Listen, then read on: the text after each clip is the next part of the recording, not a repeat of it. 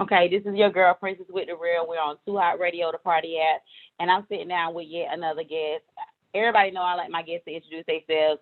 So go ahead and introduce yourself and let the people know who you are and, just a little bit of your things that you got going on in the game right now. My name is Dave Tolliver, one half of the legendary R&B group Men at Large. And right now I'm just doing a bunch of stuff. Right, I'm working on new solo projects. I'm doing some Southern Soul blues. My group, me and my original partner, are just finishing up an album right now, and I'm in Clubhouse. Just I'm But not now really. let's take it back. Let's take it back from where you got started at. What was Mhm. that age when you first got into music and you said this is something I want to do? Well, I actually started off in the music business. I was 15 years old. My uncle slash dad was one of the top programmers in the nation, and he hired me to work at the radio station. At the time, I was just like a gopher or cleaned up everything, make runs and stuff like that, which is a gopher.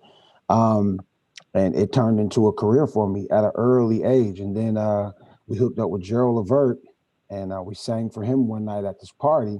And then my whole world it just flipped. Now, how old was you when you did that? Well, I started radio when I was 15, but when we met Gerald, I was 16.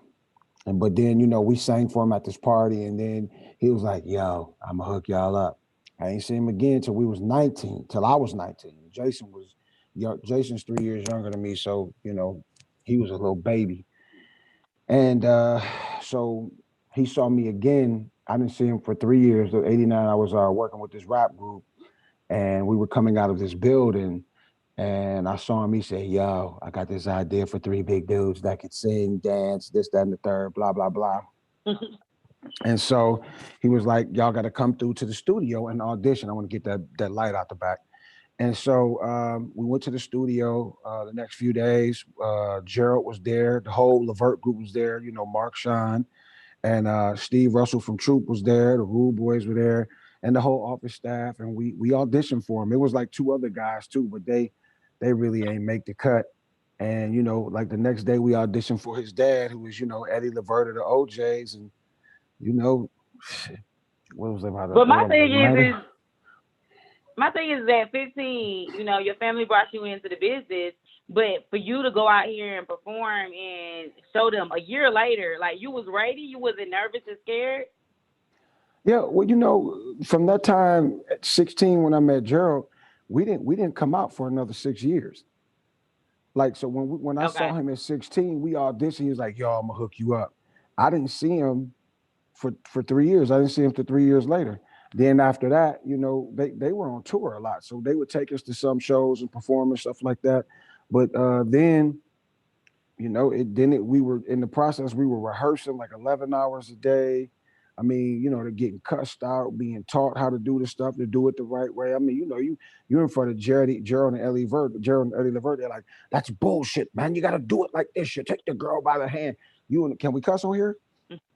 Oh, it's too late. Yes. My bad. It's too late. We be in the studio and Gerald be like, "What the fuck you doing, bitch? What you?" I used to be like, because nobody wasn't talking to me, but but time is money, and I mean that made us who the dope artists that we became to be, and even though we were big boys, we had a cold stage show because we had great guides and mentors to help us, cultivate what we were doing. And we worked really hard. We practiced hard. So in the meantime, from that first meet and that first performance up until, you actually started doing the work with them, what were you doing in that in between time? Messing around with chicks. No, no. I mean, besides that, no, I was still in high school. I was still in high school, man. At 16, 17, 18, 17, I graduated. And I wasn't going to even go to college because I was already working full time at the radio station at that time. So I was working there. Listen, let me tell you my work schedule. I worked Monday, Tuesday, Wednesday, and Thursday night from 1 to 6 in the morning. Friday night, I work 1 to 8 Saturday morning, and then would come back Saturday night from midnight to 1 Sunday afternoon. And the only day I had off for Sunday, yeah, Now, that's how what was I you did. doing that and keeping up with school? It just worked out for me, man. I was a straight A kid too, you know what I'm saying? So I, I don't know. I guess I was just blessed. I mean, I was so excited, and I didn't want to let my family down as far as like my grades and different stuff like that. So I just went hard, and it was I don't know. It was easy. I had fun. I would Okay. get up. I mean, like I would go home after school. I would get out at 3:30, go home, do my homework, eat, fall asleep for a few hours, get up, go to the radio station, get off at 6, lay down, get up, and because the school was right around the corner, so I could do my homework while I was there, or whenever. So it was easy Okay. So for you me. It made it was. work. Hell yeah. Okay. So from there, I went. Okay. So 6 years later, we fast forward, and when the career is starting to take off, what are you feeling at this moment? And talk about that transition and the things that y'all were going through. Man, it caught on really fast, man, especially at home. A lot of times it takes a minute for, groups to matriculate into the system, into people's hearts. But man, that shit happened super, super fast. Like the first record we had was called Use Me. And that it just blew up, with the quickness. And we were driving around the city and I had this little tracker truck where you could take the top off. You zip the top off and take the top off. We was Oh riding around the yeah. city. Man, girls used to be chasing us and screaming us. We was riding through neighborhoods and stuff. I mean, and at home, we was going to the mall and they would be closing down stores so we could shop and different stuff like that. I mean, it was fantastic. But the one thing about me is I never stopped doing the radio. I love money that much and I just love what I was doing. I would go on the road and come back home and go back to work at the radio station. I would be Oh broadcasting at wow. Okay. two different clubs on the weekend.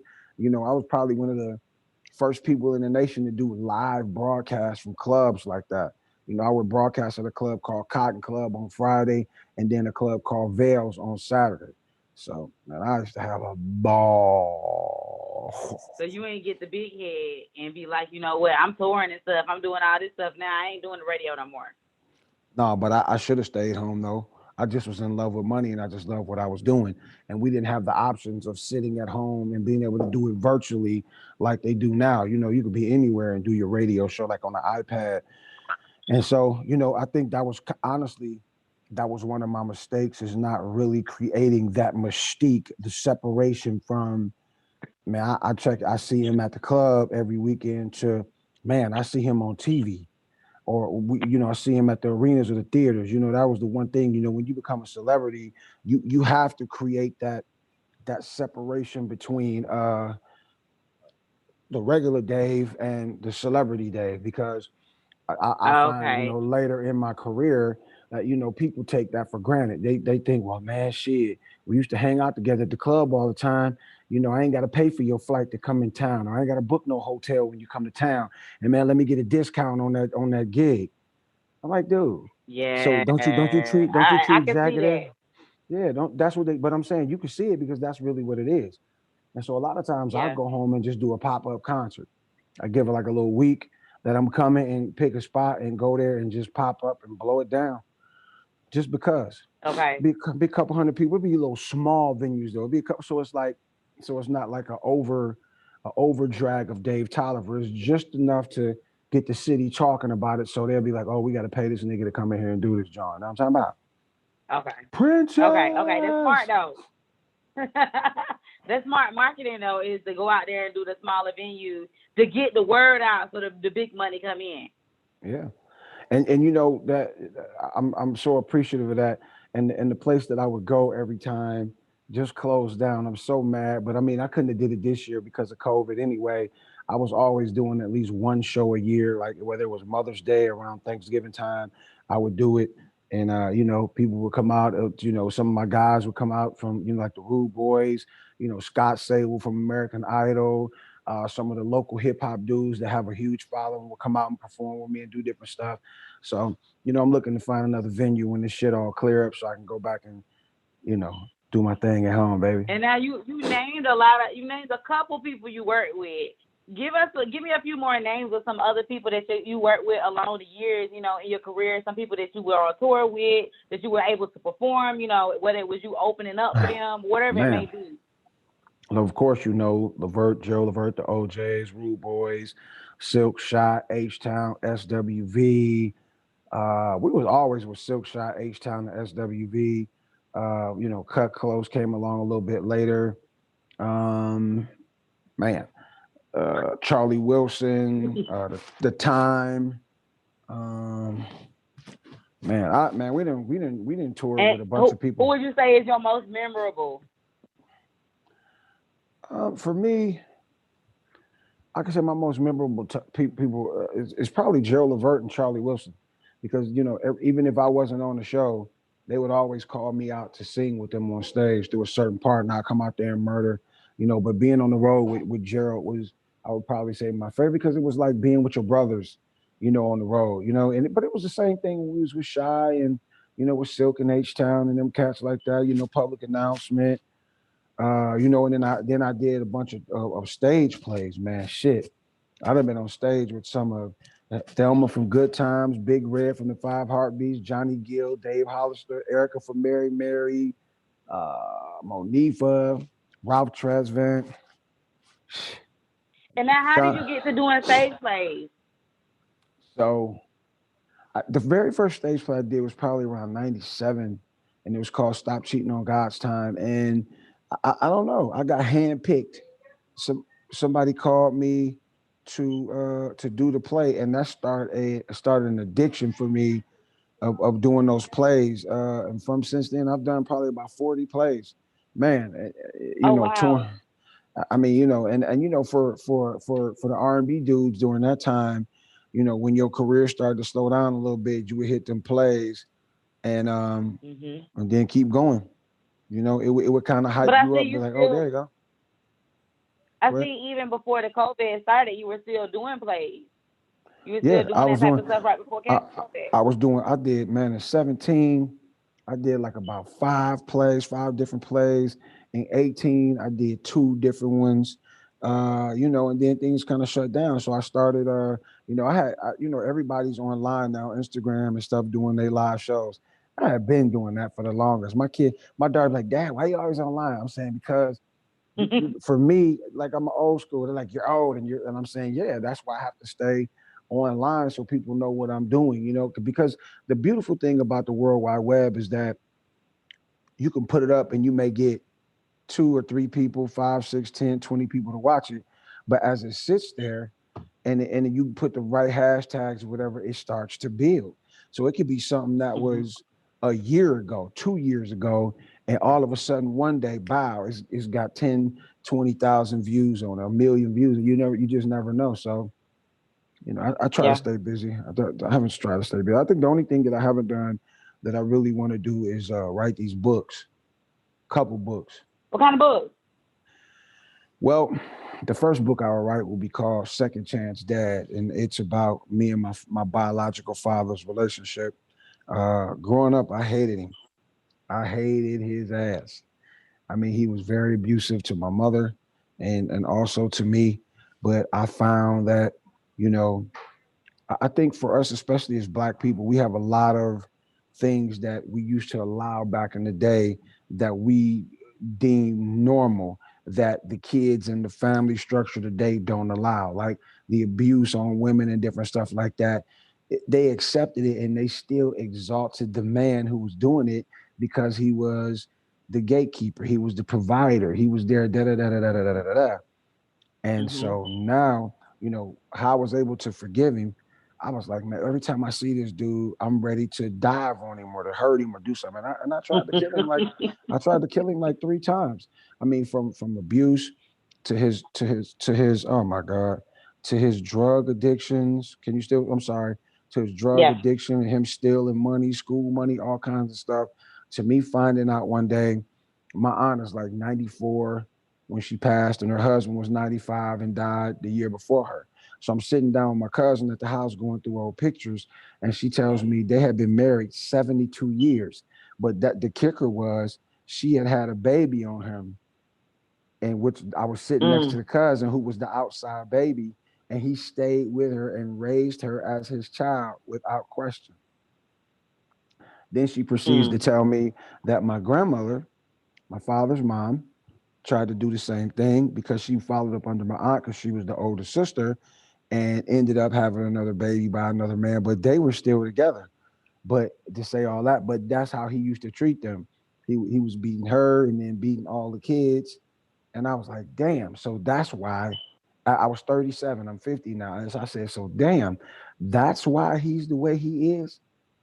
And but I said, but they put this man on the pedestal. He's always like, my daddy this, my father this, my dad. He was.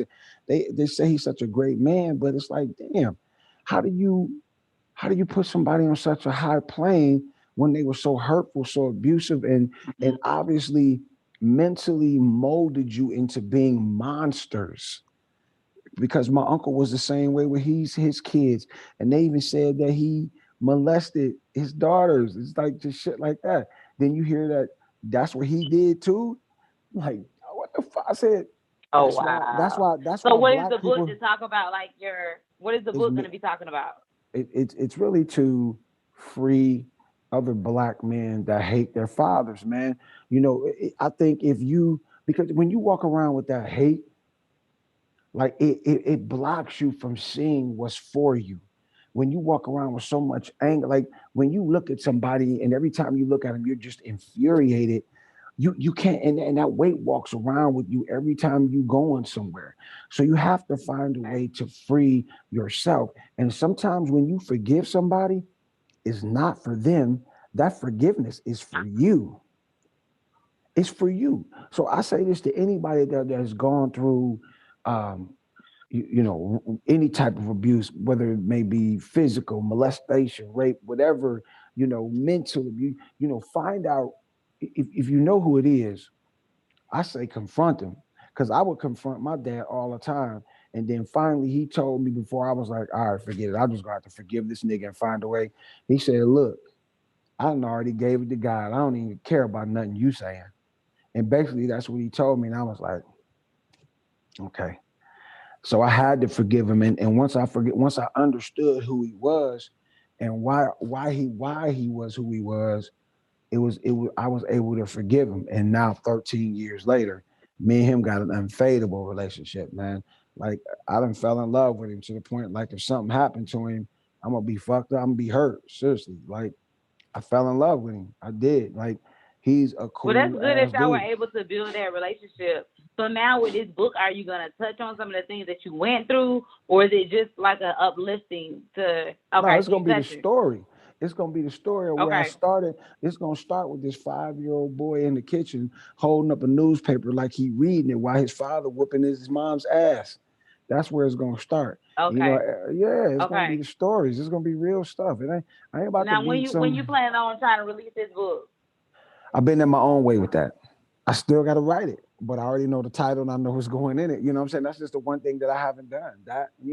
And some other things that I want to do as far as like writing, some TV series and stuff like that, a couple movies, and Now keep. you done been in a couple of movies too, so we haven't touched on that either. Like touch Mm. on like just a couple of the movies that you've been in. I had a role in What to Expect When You're Expecting. It's like Cameron Diaz and Chris Rock, and I was in this fat camp, of course. The before and after thing. Then I was in a movie called I was in Badier's Big Happy Family, just a small part in the choir. But then I was in my man T Miles movies, Recognize 1 and 2. I was in a Both movie on. called mm-hmm. Yeah, the second one. You got to see that. I'm macking in the hotel with honeys. I'm naked in there too. I'm in the movie naked. You have to see that. And then I'm in a movie called Closet Space, which is an independent movie, and then another movie called The Killing Secret. So yeah, that one was really good. I played me in that one, which was really dope. So I've been in a few movies here and there, and about ninety Okay, thousand now plays. which movie would you say you had the best role in? Like, with your favorite role playing? Probably recognized because I got a chance to be. When I get on my Instagrams and Facebooks and when I'm out in public and stuff, I like to cuss and stuff like that, but I really don't. Not in front of a huge crowd, really cuss a lot, but I do cuss a lot. So I would probably say my roles and Recognize 1 and 2, because I think Recognize wasn't my first one, but I think it was just because I got a chance to just freestyle and be me. And I played this club owner from the South Side, and all four of us were like OGs, and the young dudes just coming in buying up the clubs and stuff, and they were messing up the integrity of the business. So we hired somebody to take them out. And that's all I can tell you. Go watch Recognize 1, Recognize, and Recognize 2. Shout out T Miles. Head. They call him Head. I don't know why they call him Head. Because he got a big ass head, or I don't know. He like giving or receiving. I don't know what it is. Look. But yeah, I got those. I got Recognized. I think I got Recognized 1 and Recognized 2, but I got Recognized 1. And Recognize yeah, 2. and it Oh, was and then crazy is I got the movie before I met y'all. So I Mhm. seen the movie before I met y'all, and then after I met y'all and started communicating with y'all, I was like, okay, I got to go back and watch everything they say they in, so because now I got to look for them now. And then I'm also in another one, a stage play they turned to. I guess you would call it a movie. They put it up. It's on Amazon too. It's called Soul Kittens Cabaret. That was me and Nikki Gilbert from Brownstone, Monifa, Christyle Wilson, who was Ronnie from Players Club, and Terrell Carter from Empire, the big muscular dude. He plays a gay muscular dude on there on Empire that can sing his ass off. That dude can sing, man. Man, that nigga can Now, sing. how did you get these roles? How did you land these roles? Because you came up in the music, singing and stuff. So how did you get into getting these acting roles and stuff like that? And I've been blessed, man. I got handpicked. And for the Tyler Perry one, I went through my little agent, Avery Sisters.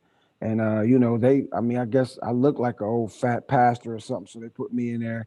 What to expect and you're expecting. I mean, I was typecast anyway. They needed some fat folks. And I was only in the one part because they didn't find anybody that looked like me because I'm an original. Uh, and then the other ones, with Head, he called me, man. He's like, come be in this movie. I was like, word? He was like, yeah. I was smoking a cigarette and everything in there. Oh, well, you know what? I was in another one. Another movie. Something about the A, where I played a construction worker.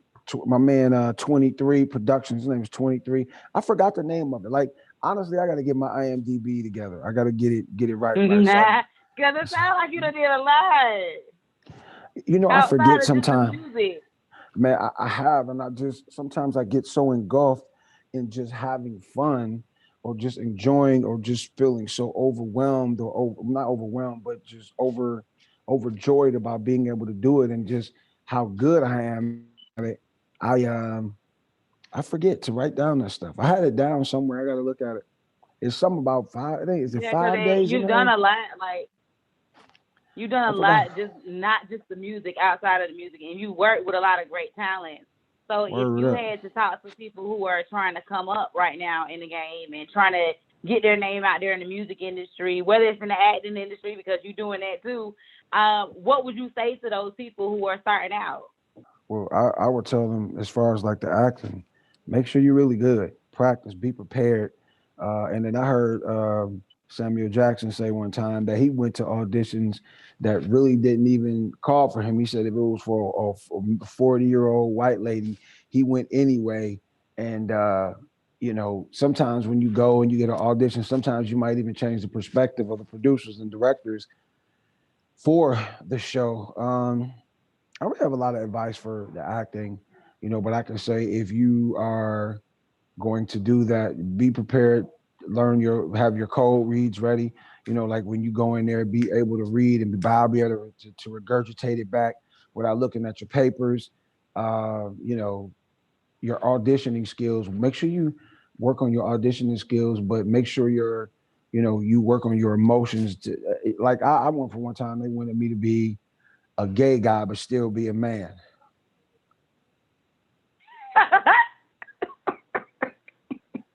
What? I fumbled that, and they kept me back there because he really wanted. It was in Preacher's Kid. He really wanted to give me the part, but I just couldn't be a gay dude and a man at the same time. I had never done that, so I would say definitely get some training. I had a few acting classes, but not as many as I need. And I'm thinking about getting back in there and putting my daughter in them too. Um, and just be prepared in entertainment. Be ready. Have your call sheet, your call card ready. Be ready, man. Look the part, be the part. Like when you're going for a certain audition, look the part. Be Somebody told me how to learn your script is you create your own backstory. Create the story before you recite the lines. That way you can deliver it with the emotions that you need to pull it off. And as far as music, Okay. And as far as music, because this is easy, nobody really ever asked me about acting. As far as music, I tell people, back in my day, we didn't want to be like everybody else. We wanted to be different. We didn't want the same beats. We didn't want the same sounds. We didn't want the same clothes. We didn't want the same steps. We didn't want the same nothing. We wanted to be identified as us. Not, oh, they Mhm. sound like, oh, he sound like, which is what everybody's done now. Oh, I got that new this. It sound Yep. like it's just, like if you look on YouTube and you looking for beats, it'll say a beat like this or a beat like that or a beat like this. I do a beat like you. So I tell people, and for the music business, I say we all have to drive on the same freeway, but we all don't have to drive the same car. I just say, don't be afraid to stick out like a bump on the light skinned dude's lip. You dig what I'm saying? Don't be afraid to stick out and be different. That's That's it for true me. though. That's true though. People got to be True. different, and nowadays everybody's just trying to piggyback off what everybody's already liking. So I'm glad that you said that. Be different, be authentic to yourselves. What other like powerful piece of advice can you give an artist trying to come up right now in this industry? I tell them it either takes the following: money to buy yourself in, or relationships. And when you have the relationships, you really don't necessarily need the money. Your relationships is your money. And once you have one or two, you can get to all three. And I say that you build on what your strong point is. If you know you only got 1,000 followers, then you need to build a network of people around you that got 20 to 30 plus thousand followers each, so they could pump you up or highlight you, or surround yourself with people. Like, I tell you, one of the biggest mistakes I made in my career is all, and this is nothing that I planned on. I just wanted everybody else that needed it didn't have to be there. I wanted everybody that I love to have a good time and hang out. So I was always the Hmm. guy in the room with more than everybody else. I was always the smartest guy in the room in most cases. And don't be afraid to be second best in those situations, because everybody can't be first, but you can be Hmm. at your niche. So gain some knowledge, gain some relationships, gain some, and once you get those two to your money, you get up. You dig what I'm saying? So you, that's it. Knowledge, Okay, relationships, so now money, or I want to connects. hear a little bit from you on, from where you went from, being this big time artist, working with all these big people, and now we in a new era. Things are different. People looking at stuff differently. How has that affected you with, transitioning and you and your group coming back together, working on new music? How is that affecting y'all right now with this new era? Well, with this new era, it kind of, I don't know if it's really affected us, but it has caused us to, I don't want to say change our sound, but we have adjusted to what they're doing. A lot of times you have a older group that'll come back and it sounds like they're stuck in the times. But what we did is took our bread and butter, and we put it on top of a different type of sandwich, some younger meat, if you will, and Okay. it's incredible. It has forced us to, now you don't want to stay where you were in the 90s, because everything is totally different now. So you have to be, we may not get on the stations that, the little babies or the Polo G's or little Dirk or Drake and then beyond. You surprised I know all them folks, right? But I got a 16-year Look, I old, don't even know and all I got a 16-year old, a 15-year old, and a 22-year old. So I got to know it. of We have adjusted our style and our music flow to accommodate the ears of those younger, and still keep with the ones that are older. So okay. we just found a way to make magic again, so everybody will f with it. I know they gonna f with it. I know they are. So how do you feel about now? I see your daughter be singing and stuff. How do you feel about her and her getting the light that she is getting? Because I see she had some big time people reach out to her. So how do you feel about her following in your footsteps in that? Well, for me, I love it. I didn't like necessarily say, "Come on, you gotta do this, you gotta do this." I didn't do that. I just told her she had to learn some instruments, because I said, had I learned, the piano, guitar, whatever, in the way I sing, I probably would have never went through the turmoils that I went through, of money and different stuff like that, because I could go anywhere and just play. I could fake a song because I could sing anybody's song and make it my own. But if I knew how to play that keyboard, it would be something totally different. So she plays the piano, she plays the sax, and then her birthday was Thursday. I just bought her a guitar, so we're gonna see what she's gonna do. She's been over Okay. here. She's been over here in the lab writing. She got like she just turned 15. Like I said, she had like about 40 songs written and like charted out musically. So I'm trying to just get her to lay down the blueprint of everything she wants to do, and then go over to my guy house and help her to produce the tracks the way they need to be. So So with her career, and I think it was an MC Light. It was somebody she did a competition for. And are you setting that stuff up for her, or is that coming from her talent? the only thing, so with Yo Yo, she did a Yeah. thing and I Okay. saw it online and I was like, let me enter my daughter. I didn't tell they like Yo Yo didn't even know that that was my daughter when she got on there, right? And so when she got on there, Yo Yo was like, well, who are you? How old are you? She said, I'm 14. Up, she sung the first time, and the connection was messed up. She was playing the keyboard and sang. She said, well, who are your parents? She said that my dad's Dave Tolliver from Minute Love. She said, hi, Auntie's baby. Like she didn't know, like, because her assistant is young and has no concept of who I am. So it was totally organic because she had to wait about 2 or 3 weeks before she got pulled up. It was no, and then she has an audience like these. That week she had like her, I think it was probably kids from the neighborhood playing at her house, and they were like, "Who won?" They was like, DNA, DNA." They were screaming and going crazy over her. So from that, I think she got a write up in this magazine, and she also got an appearance on this radio station. But she got so much more. She just she's so dope. She's evil, but she's so dope. But that has to make you a proud parent, not only because she is smart too, but not only that is she wanted to be a singer. Like you didn't have to force it upon her, and it's like it's No, something that y'all can connect with. and that's why I was like, I didn't. I said I would say, man, I don't really care if you do music or not or whatever. And my wife thought that was a bad thing, me even saying that. But it's like, I don't care if you do music or not.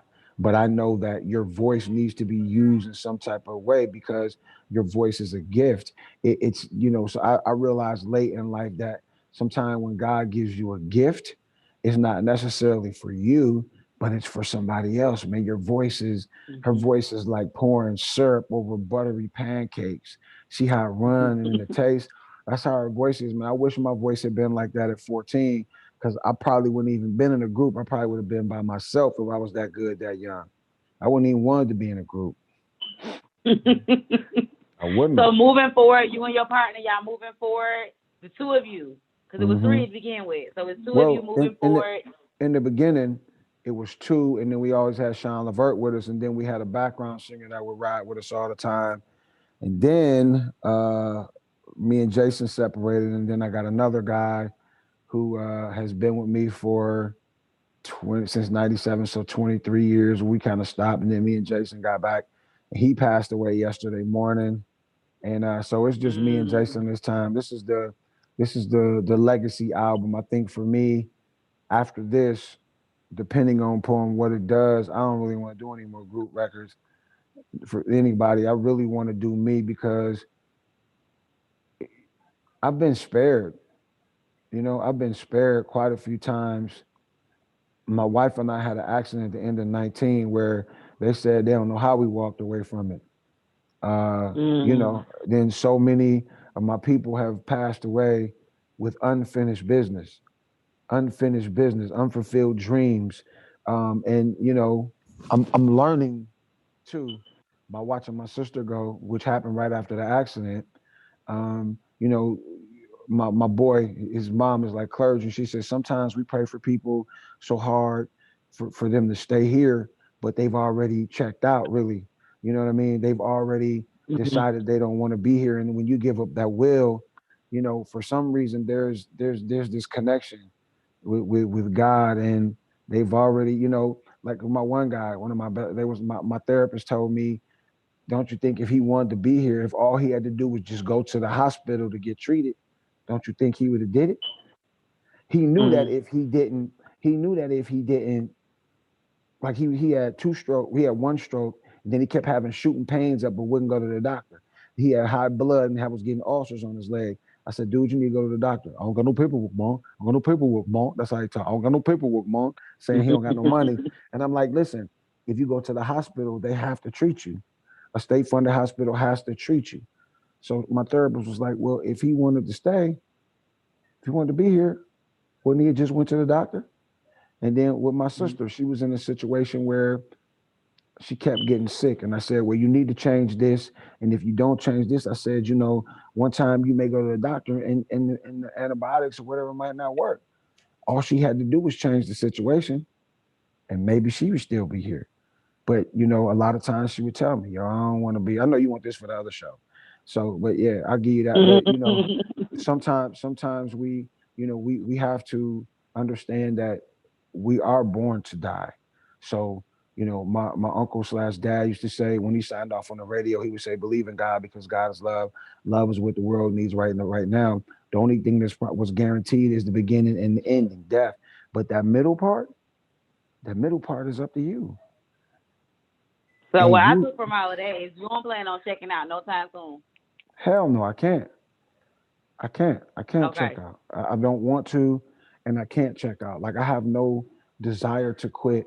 Like all the pain that's been inflicted on me from the ups and downs of my career, the injuries from these surgeries that leave me walking with a cane, all the deaths that I have endured, and just me being a pillow for everybody. I don't want to go. I ain't ready to go. I understand why people jump off a bridge though. I used to really be mean towards, suicidal, characteristics and stuff like that. It's really, but the problems of this world, the pains of this world they're hard to bear. And especially now Mhm. with this COVID stuff and you really not knowing what it is, you can't control it. You could walk outside and breathe some air and come back in and just die a couple days later from COVID. Yep. Like that would scare any effing body. Mhm. It's scary out here. This shit ain't no joke. It's scary out here. It's scary Yeah. out here for real. And I want people to continue to follow you and continue to see what you got going. I know you got, like you said, y'all got some music gonna be coming out soon. So go ahead and let the people know where they can find you at, and what are your other different platforms and where they can find other things that you got going as well. But they can find me at your house. I'm always messing with you. So you can find me on Instagram and Twitter at Dave Men at Large, DaveMeNATLARGE. I'm on TikTok with that same name, and in Clubhouse and Facebook is Dave Tolliver. If y'all ain't on the Facebook act, you got to get in the Facebook act. You on Clubhouse? I'm not on Clubhouse yet. Everybody keeps telling me to join. I haven't joined yet You because I got be like, a I you got got to do an my iPhone, right? research. Well, no, you don't need to Yeah. do no research on that. I'm saying this is the anybody that's an artist in TV, film, you aspire to be an author. Like Zayn is in there. All countless executives. Like one week they did Dreamgirls live in there, and it got 3 billion impressions on. It was trending. Number two, it got 3 billion impressions on online, and they're doing stuff like that to keep people entertained and stuff like that. And this is kind of because it's still in the beta testing, but like when I joined, it was only 60,000 people, but I've been on for a couple months now, well, a month and a half or whatever, and they're probably more than that. But I think they're trying to figure out how to open it to the public without losing the ground of its integrity. So Mm-hmm. you have to you should join. It's nothing that you have to research. I'm telling you. If you got an Cause I iPhone, be like, right? that's just something else I got to keep up with. Yeah, I got an iPhone, Well, so well I then might. if you got a bunch of stuff, it's addictive. The first day I got on there, I was on there for 9 hours. I don't have a regular job. Yeah, This is see, all I I don't do at want night. something else I'm gonna get addicted to. You will. You will. You See, will that's get my addicted thing. Then to it. I already don't sleep now. I need to get my sleep. Listen, I go to bed at like 2 or 3 o'clock every night, and I see cats in rooms. They have rooms. So this app was made for Silicon Valley after COVID came, so they can still have their board meetings. So for your job, maybe I remember because I wanted to work there with you. I'm sure they have these conventions where you go and there are people on the stage who speak, and they're moderators, and then you have other Mhm. people in the room. So in this one, they have the moderators and speakers at the top. Then they'll have a place in the middle that says uh, people that the speakers follow, and then at the bottom it has other people in the room. It's been rooms. I think the rooms hold up to like 5,000 people. In my room, I only had like 100 some people, but I believe in quality over quantity. Every Tuesday night, I do. Every Tuesday night, everybody, my phone been ringing off the hook since my man passed yesterday. Every Tuesday night, I do a singers room. We giving away so much stuff in my room. I have the first official singers room in Clubhouse, and now it's a bunch of them. They was just playing tracks. So it's a dope app, but you will get addicted. You will get addicted. I'm just telling you, you will. But And so it's you what do you go by on Clubhouse? Dave How can people Tolliver. find you on there? Dave Tolliver Okay. or Okay. Dave Minute Large, either one. Dave Tolliver or Dave Minute Okay. Large is, yep, I'm in there. I'm rolling. Well, I appreciate you for always supporting and for sitting down and doing this interview with me today. You know how I We got feel. another interview coming up real soon. Yeah. You know how I And feel. I You know what I will mean? be in touch with you. All right, darling.